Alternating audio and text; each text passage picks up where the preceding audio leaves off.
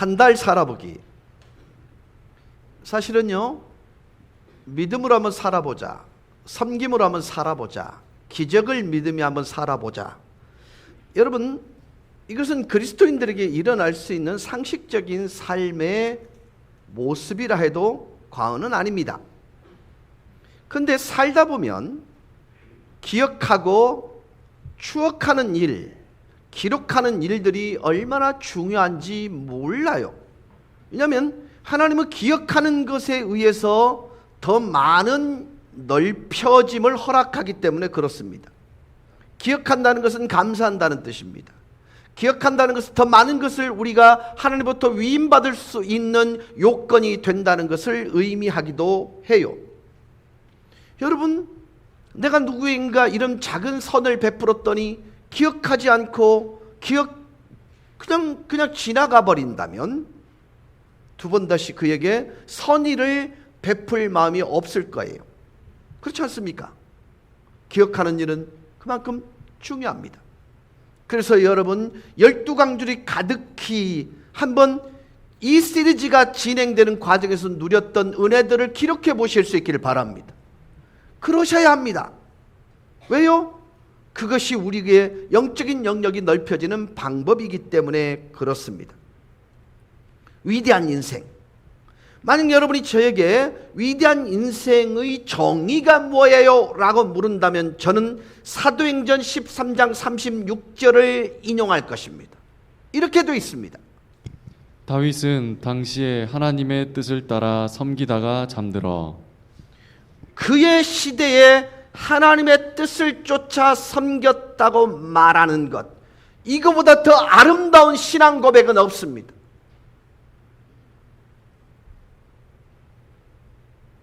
여러분은 영원한 일을 했지만 그것을 시대에 맞는 방법으로 합니다. 이게 위대한 신앙인들의 삶의 정수예요. 그런 의미에서 그는 하나님의 뜻을 쫓아 라는 이 말의 의미가 무엇인지를 정확하게 인식하셔야 합니다. 그리고 그는 그 당시에 그 일을 하였다. 만약에 저와 여러분이 우리의 인생의 목적과 가치를 이해하지 못한다면, 삶의 목표가 무엇인지를 전혀 모른다면 우리에게 허락되어질 삶에 더 풍성함이 있음을 모를 거예요. 어린 시절에는요, 어머니 아버지가 이걸 좀 했으면 좋겠어요 라고 말하는 그 말 속에 저지의 의미도 있지만 어떤 의미에서는 더 나은 것에 대한 제시인 거예요.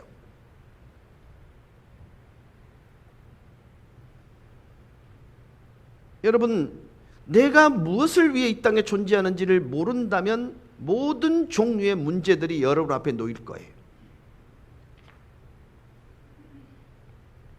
이 목적에 대해 쓰고 있는 성경이 전도서입니다. 전도서는 지금까지 살았던 많은 사람들 중에 가장 지혜로웠다는 솔로몬이라는 사람이 썼습니다. 솔로몬은 전도서 1장에서 만약에 우리들의 삶의 목적을 알지 못한다면 우리들의 삶에 발생될 5가지 비극이 있다고 우리에게 알려주고 있습니다. 만약 우리가 우리를 향한 삶의 목적을 이해하지 못한다면 첫째, 우리의 삶이 무익하게 될 것이라는 것입니다. 전도서 1장 2절 4절입니다. 헛되고 헛되며 헛되고 헛되니 모든 것이 헛되도다. 해 아래서 수고하는 모든 수고가 사람에게 무엇이 유익한가? 한 세대는 가고 한 세대는 오되 땅은 영원히 있도다. 그렇습니다. 전도자는 인생에 대한 목적을 깨닫지 못하면요, 우리의 인생이 가치롭지 않게 된다는 것입니다. 그리고 인생의 목적이 없으면 삶이 곤고해진다고 증언하고 있습니다. 제자를 맴도는 것처럼 다람쥐 쳇바퀴 돌듯 돌아간다는 것이에요. 5절에서 8절입니다. 해는 뜨고 해는 지되 그 떴던 곳으로 빨리 돌아가고 바람은 남으로 불다가 북으로 돌아가며 이리 돌며 저리 돌아 바람은 그 불던 곳으로 돌아가고 모든 강물은 다 바다로 흐르되 바다를 채우지 못하며 강물은 어느 곳으로 흐르든지 그리로 연하여 흐르느니라. 모든 만물이 피곤하다는 것을 사람이 말로 다 말할 수는 없나니. 그러면서 땅의 순환의 세 가지 예를 보여주죠. 태양이 떠오르고 지고 바람의 소용돌이가 있고 비가 내리고 증발하는 순환 주기, 이것이 끝없는 순환의 과정처럼 보인다는 것입니다. 혹시 여러분 중에 다람쥐 쳇바퀴 위에 있는 것처럼 느껴보신 적은 없으신지요? 정말 많은 에너지를 사용하고 그렇게 많은 활동을 했는데 진보가 없습니다. 나아짐이 없습니다. 그냥 그대로입니다. 만약 우리들이 인생의 목적이 없다면 삶은 무익하고 피곤하게 될 것이라고 말합니다. 요즘 많은 사람들에게 어떻게 지내세요? 라고 말하면 피곤해 죽겠어요 라고 말을 합니다. 지금 필요의 시대가 틀림이 없습니다. 만약 인생의 목적이 없다면 우리의 인생은 절대로 충족되지 않습니다.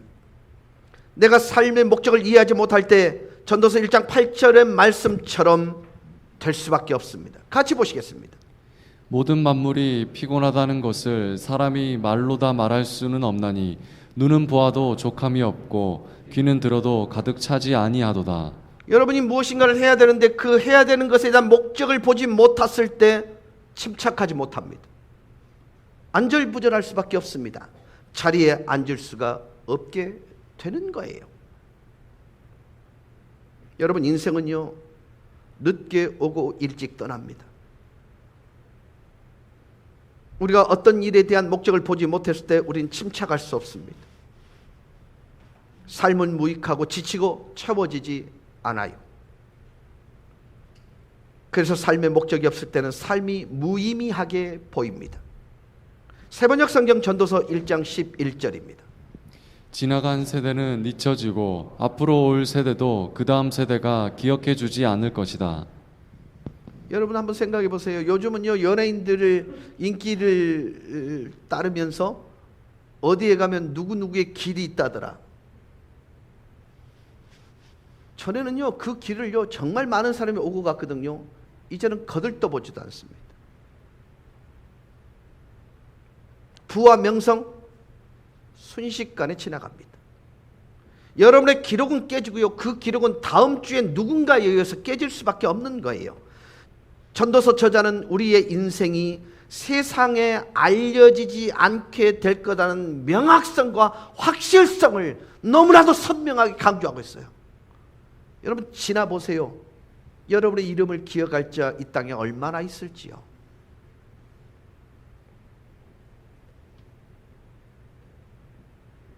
저와 여러분 모두는요, 의미 있는 사람이 되기를 원해요. 그런데 그런 일은 일어나지 않습니다. 혹시 동창회 가본 적 있으신가요? 저는 초등학교 동창회를 딱 한 번 갔는데요, 제가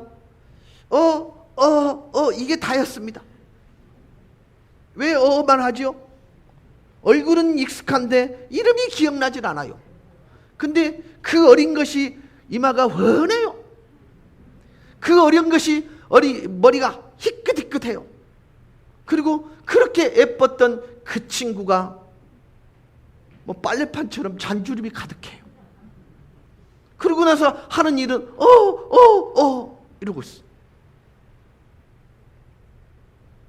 그저 평범한 나이든 남녀에 지나지 않아요. 남자들도 여인들도 업적에 있었음에도 불구하고 잊혀지게 됩니다. 우리나라에도 간간히 그런 게 있습니다. 대학 캠퍼스 빌딩에 보면 누군가의 이름이 새겨져 있는 그런 빌딩이 있습니다. 근데 여러분 거기 가면 무슨 빌딩인데 거기에 관심이나 있으세요? 화장실이 어떤지, 또 이거는 또 어떤 구조로 지어졌는지 거기에만 관심이 있습니다. 빌딩에 자신의 이름을 새길 만큼 큰 돈을 지불한 사람들이기 때문에 그 사람들이 누구인지를 알아보기 위해 여러분 절대로 조사하지 않습니다. 어느 누구도 관심이 없습니다. 진실은 우리가 기억하지 못한다는 것입니다. 우리가 목적을 가지지 못할 때 삶은 무의미하게 보일 수 있어요.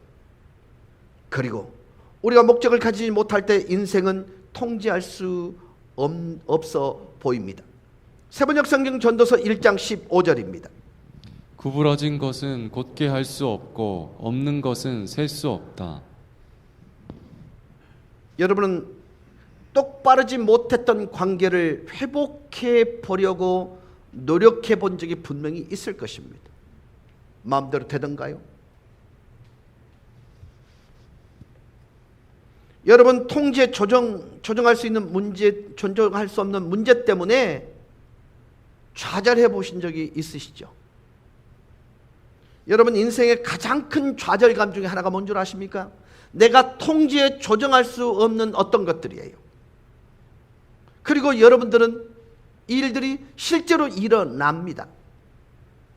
제어할 수 없는 것들이 많이 존재합니다. 여러분 인생에서 가장 중요한 것은요, 여러분이 통제할 수 없는 것들이에요. 어떤 의미에서는요, 태어나고 죽게 될 시간 통제할 수 없습니다. 여러분은 진정으로 중요한 많은 일을 여러분 스스로 여러분의 능력으로 통제할 수 없어요. 여러분 다른 사람들을 확실하게 통제할 수 없습니다. 여러분은 그들과의 사랑관계를 유지할 수도 없을 거예요. 여러분 그들이 여러분과 사랑에 빠지도록 만들 수 없습니다. 모든 종류의 일들이 이와 같아요. 전도서 저자는요, 우리들이 목적을 이해하지 못했을 때 5가지 주제, 삶이 무익하고 피곤해 보이고 충족되지 못한 듯하고 무의미해 보이고 통제할 수 없는 것으로 보이는 일이 발생하게 될 것이야 라고 말씀하고 있는 것입니다. 근데 이 5가지 주제가 삶이 무익하고 피곤해 보이고 충족되지 못한 듯하고 무의미해 보이는, 그러니까 통제할 수 없는 것으로 보이는 이 주제들이 현 시대에 많은 대중적인 책들과 영화 그리고 많은 매체들의 주제가 된다는 것입니다.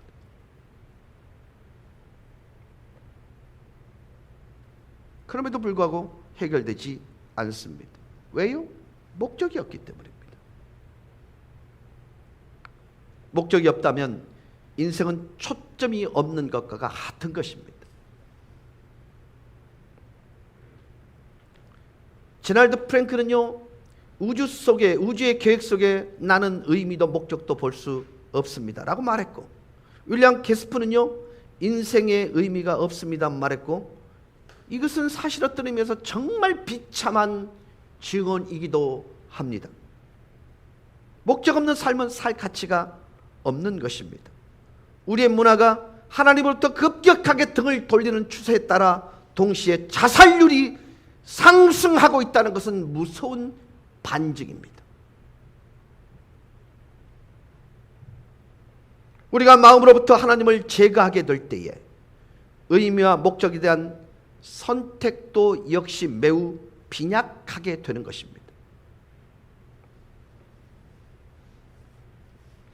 여러분 놀랍게도 자살이라는 이것이요, 대한민국 젊은이들 죽게 하는 2번째 요소입니다. 이유가 뭘까요? 왜 살아야지?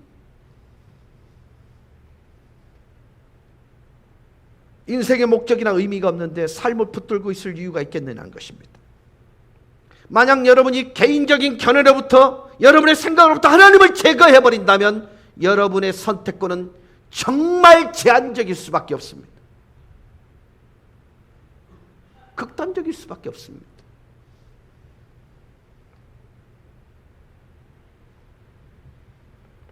유명한 영국의 철학자 버드란드 러셀이라는 사람이 있습니다. 이분은요, 공인된 철저한 무신론자입니다. 근데 버드란드 러셀에 대해서 제가 칭찬할 만한 한 가지가 있는데요. 그는 지적으로 정직했습니다. 누군가 뭘 얘기하면 인정했습니다. 그는 이렇게 말했습니다. 만약 여러분이 하나님을 믿지 않는다면 그것에 대한 가혹한 결과들이 있을 것을 버드란드 러셀은 하나님을 믿지 않으면서 그는 그 스스로를 그렇게 인정을 했습니다. 그는 여러분이 하나님이 있다고 가정하지 않는다면 인생의 목적에 대한 질문은 의미가 없을 것입니다. 이렇게까지 얘기했습니다. 아이러니하지 않습니까? 만약 여러분이 하나님의 존재를 받아들이지 않으면 여러분은 항상 죽음의 끝에 서 있는 것입니다. 결론은 이것입니다. 만일 하나님이 없다면 저와 여러분은 단지 무작위의 우연적인 발생의 결과이고 먹이사슬의 혁명적인 변종이고 합성된 세균일 뿐입니다. 하나님이 없다고 인정하면 이것을 여러분 스스로 인정해야 합니다. 그래서 여러분이 하나님에 의해 창조되지 않았다면 여러분의 삶은 중요하지도 않고 어떤 의미도 없는 것입니다. 진화론자들은 여러분은 어느 것으로부터도 오지 않았고 자연의 변종일 뿐이라고 얘기하는 것이에요. 만약 하나님이 없다면 여러분은 단지 점액덩어리에서 우연히 발달이 이루어진 진화의 변종이라는 것입니다. 만약 여러분이 죽은 후에 천국과 지옥이 내세에 없다면 어떤 의미에서 인생은 진정으로 의미가 없습니다. 중요한 존재가 아닐 것입니다. 그리고 우리는 단순히 작은 세포 덩어리이기 때문에 그 누구도 관심을 가질 필요가 없습니다. 이것이 우리들이 인생이 무엇이며 목적이 무엇인지를 이해해야 될 가장 중요한 가치인 거예요. 적어도 성경의 원리를 따른다면 여러분이 살아있는 동안 여러분은 존엄과 가치를 지닙니다. 하나님께서는 한 가지 방식으로 여러분을 연결해 놓았습니다. 하나님은 인생 중심에 무언가를 가지도록 만들었습니다. 우리는 이것을 종교의 씨앗이라고 얘기합니다. 만약 여러분이 삶의 중심에 하나님이 계시지 않는다면 그것은 비어지게 되어 있습니다. 그리고 끊임없이 사람들은 비어진 공허함을 채우기 위해 정말 많은 시도들을 하게 되는 것입니다. 하나님이 우리의 삶의 중심에 계시지 않을 때 우리는 그 밖에 다른 무엇으로 채우려고 합니다. 이것을 우리는 중독이라고 말합니다.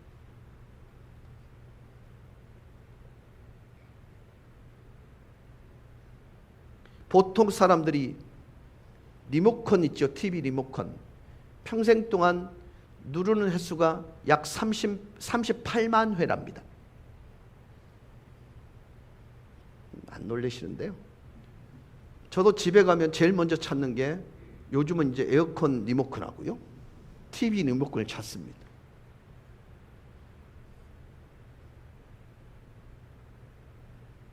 우리는 갑자기 특별한 것에 강하게 사로잡힐 때가 있습니다. 만약 여러분의 삶의 중심에 하나님을 두지 않는다면 여러분은 일이나 온갖 종류의 다른 것으로 중독될 수 있습니다. 그래서 저와 여러분은 인생의 목적이 무엇인지를 알아내야 하는 것입니다.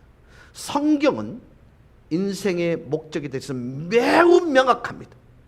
성경은 우리에게 어떤 의심의 여지를 남겨두지 않습니다. 여러분이 이 성경책을 펼쳤을 때 그것은 정확하게 인류를 창조하신 하나님의 목적이 무엇이고 여러분 개개인의 삶에 대한 하나님의 구체적인 목적이 무엇이고 어떻게 그것이 발견되는지에 대해서 말씀해 주고 있습니다. 무엇이 나의 삶에 대한 하나님의 목적일까요? 에베소서 1장 4절 5절입니다. 에베소서 1장 4절 5절 말씀 같이 보시겠습니다. 읽겠습니다. 오래전에 하나님께서 세상을 만들기 훨씬 전부터 하나님이 그리스도께서 우리를 위해 해주신 일들로 말미암아 그분의 아들들이 되도록 우리를 선택하셨으니. 자, 여러분, 이것은 굉장히 중요한 내용입니다.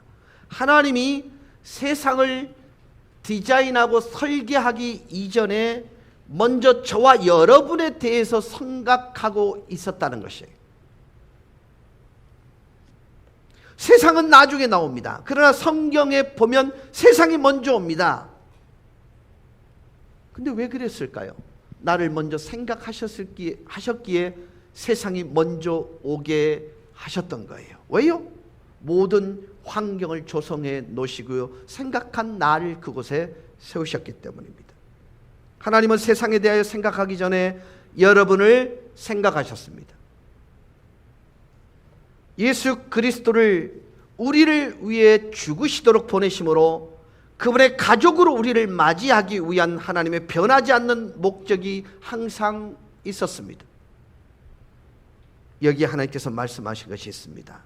하나님께서 우리를 하나님 당신의 가족의 일원이 되도록 하기 위해 우리를 만드셨다는 것입니다. 아멘?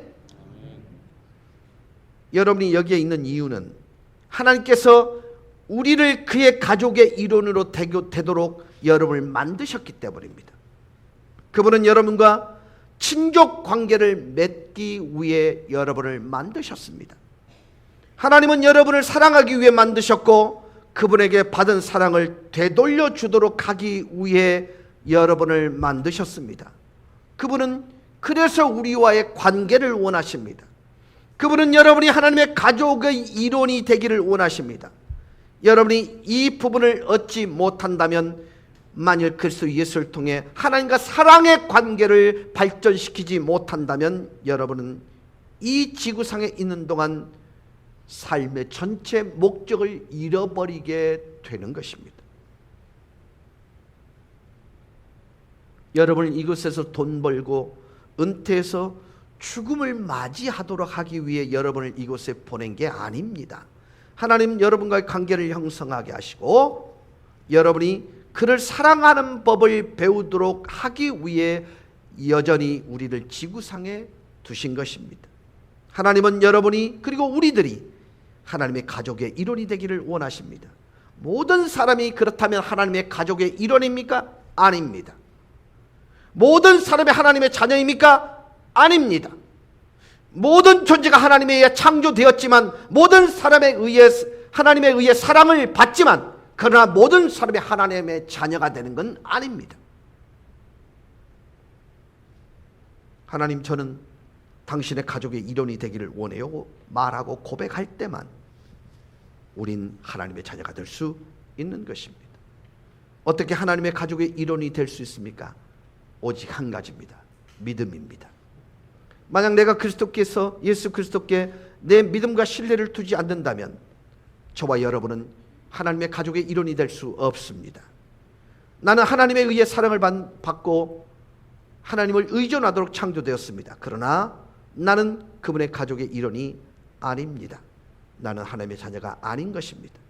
왜요? 믿음이 없다면 말이죠.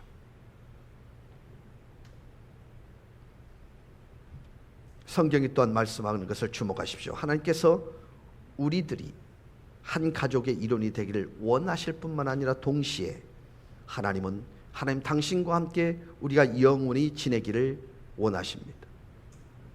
이것이 그분의 목적입니다. 때가 차면 하나님께서 우리 모두를 불러 모아 그리스도 안에서 영원히 그분과 함께 있도록 하실 것입니다. 만약 여러분이 그리스도 안에 믿음을 둔다면 어느 날 여러분은 하나님과 영원히 함께 있게 될 것입니다. 그분의 목적은 먼저 그분을 알게 되는 것이고 가족의 일원이 되는 것이며 동시에 하나님과 영원히 함께 있게 되는 것입니다. 성경은 역사는 정점으로 움직여가고 있다고 말씀하고 있습니다. 장대한 하나님의 계획과 섭리가 있다고 말합니다. 그런 어느 날 하나님은 그분과 함께 영원히 살도록 하기 위해 그리스도 예수를 믿는 모든 사람을 이끌어 가실 것입니다. 여러분은 환생에 대하여 너무 익숙해져 있을 것입니다. 이것은 불교의 중요한 개념으로 요즘 대부분의 드라마, 영화의 주제이기에 익숙하실 것입니다. 그러나 이것은 성경적이지 않습니다. 인생은 순환되지 않습니다. 직선입니다. 인생은 초점과 목적과 정점을 향해 지금 앞으로 나아가고 있습니다. 어느 날 그리스도는 다시 오실 것입니다. 어느 날 하나님은 모든 세월 동안 그를 믿는 모든 사람을 함께 불러 모아 주실 것입니다. 얼마나 오랫동안 그분과 함께 있게 될지 보세요. 그분은 그리스도 안에서 그분과 영원토록 함께 있으리라고 말씀합니다. 여기에 목적이 있는 것입니다. 인생은 어떤 의미에서 영혼을 위한 준비 과정입니다. 전도서 3장 11절입니다. 같이 읽습니다. 하나님이 사람에게 영원을 사모하는 마음을 주셨느니라. 여러분이 영원히 존재하도록 만들어졌다는 의미입니다. 여러분은 영원히 살 것입니다. 모든 인류는 두 장소 중 한 곳에서 영원히 삽니다. 하나님과 함께 또는 그분과 떨어져서 우리는 이것을 지옥과 천국이라고 부릅니다. 우린 영원히 존재하도록 지어졌기 때문에 하나님과 함께 영원히 살게 되거나 아니면 영원토록 하나님과 분리되어 살게 될 것입니다. 여러분이 죽을 때 육신은 죽지만 여러분은 죽은 것이 아닙니다. 영원 속으로 가게 되는 것입니다. 그리고 여러분이 그곳에서 한 일을 기초하여 바로 이 땅에서 예수 그리스도를 믿는 믿음에 근거하여 하나님과 영원히 함께 살도록 되거나 아니면 영원히 분리되어 살게 될 것입니다. 하나님께서 여러분을 위해 아주 길고 긴 시간을 계획을 가지고 있습니다. 그분이 여러분을 60년, 70년, 80년, 100년 이곳에서 살고 그것이 끝이 되도록 창조하신 적이 없으십니다. 하나님은 우리의 삶에 장기간의 계획을 가지고 계십니다. 그러면 이 땅의 삶은 무엇입니까? 성경은 영원을 위한 준비 기간이라고 얘기합니다. 이것이 의미하는 것은 하나님이 지금 이곳에서 여러분을 단순하게 행복하게 만드는 일에 관심이 많다기보다는 영생을 얻어 영원토록 사는 일에 더 관심이 있다는 말과 같은 것입니다. 물론 그분은 우리의 아버지시기 때문에 여러분이 이곳에서 정말 행복해지기를 원하십니다. 하나님은 여러분을 사랑하시고 여러분이 행복하기를 원하십니다. 그러나 여러분이 영생을 준비하는 데 나쁜 영향을 미칠 정도까지는 아닙니다. 그분은 여러분이 영생을 준비하기 위해 준비되어지는데 훨씬 더 많은 관심을 가지고 계시는 아버지이신 것을 기억하셔야 합니다. 사실 이 땅에서의 삶은 메인 요리가 나오기 전에 전체 요리와 같습니다. 만일 여러분이 그것을 자로 잴 때에 우리의 삶은 무한대로 계속 뻗어나가는 부분에 첫 번째 1mm에 불과한 것입니다. 거기에 인생 전체를 걸 필요가 없다라는 거예요. 여기에 하나님의 목적이 있다라는 것입니다. 우리는 이 지구라는 행성에서 기껏해야 100년을 보낼 것입니다. 그러나 여러분은 영혼 속에서 수십억 년, 아니 무한대해를 보내게 될 것입니다. 하나님께서 어느 쪽에 더 관심이 더 있을 거라고 생각하십니까? 그래서 하나님은 이 지구상에 한 가지 이유 때문에 우리를 부르신 것입니다. 앞으로 다가올 것들을 준비시키기 위해서입니다. 혹시 여러분 드레스 코드라는 것을 보신 적이 있는지요? 색깔을 깔을 맞추어서 같이 하는 거 있어요. 근데 그를 하기 위해서는 수없이 옷을 갈아입어보고 갈아입어봅니다. 어떤 의미에서는요, 인생은요 드레스 리허설이에요. 큰 행사를 위한 준비 행위입니다. 이것은 영원한 나머지 인생을 살게 될 방법을 배우는 유아학교나 유치원 같은 예비 학교입니다. 여러분은 영원한 삶을 위해 틀림없이 준비되어져야 합니다. 그래서 다음 주에는 영원한 삶의 준비를 위해 무엇을 해야 합니까? 라는 질문과 함께 4가지 결론을 여러분께 나누려고 합니다. 이제 말씀을 맺습니다.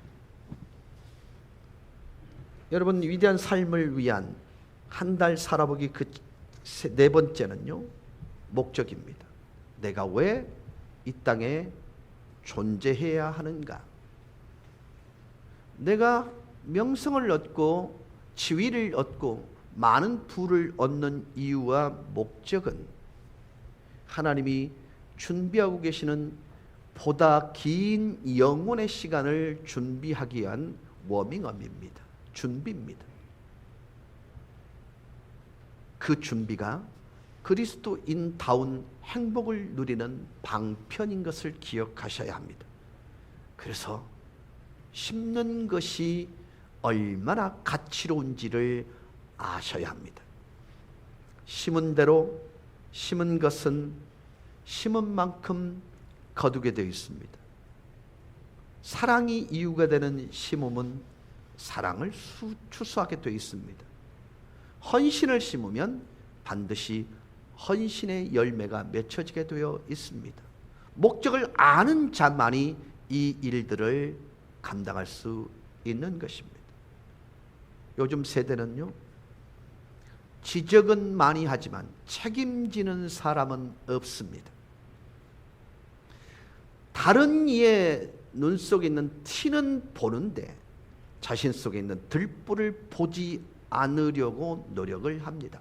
그러나 하나님의 목적을 가진 사람은 자신 속에 있는 들불을 빼내는 일에 집중할 것이고, 그리고 누군가 하나님의 손이 필요한 자에게 평균케 하는 주님의 손의 역할을 감당하는 일에 집중하게 될 것입니다. 이래야 공동체가 희망이 있는 것입니다. 여러분, 공동체 속에 지적질하는 사람은 많은데 책임질하는 사람이 없다. 큰일 납니다. 지적보다는 책임지는 이 일들이 어쩌면 이 땅을 살아가는 가장 가치로운 삶의 태도가 아닐까 싶습니다. 사랑하는 여러분, 목적 있는 삶을 건설하기 위해서 우리는 왜 이 땅에 내가 여전히 있는가에 대한 진지한 질문을 하실 필요가 있습니다. 그 질문은 부정적인 질문이 아닙니다. 가장 창조적이고 가장 획기적이고 가장 긍정적인 질문입니다. 왜요? 이 땅에 내가 여전히 있어야 될 그 이유와 목적은 대단히 창조적이고 대단히 긍정적인 것이기 때문에 그렇습니다. 그래서 우리는 내가 있어야 될 목적에 부합되어지는 아름다운 선택으로 인해 여러분 삶이 날마다 그분이 행복해 하실 만큼의 행복을 누리실 수 있기를 주 예수 그리스도 이름으로 간절히 축원합니다. 우리 다 같이 기립하셔서 찬양하며 나가시겠습니다.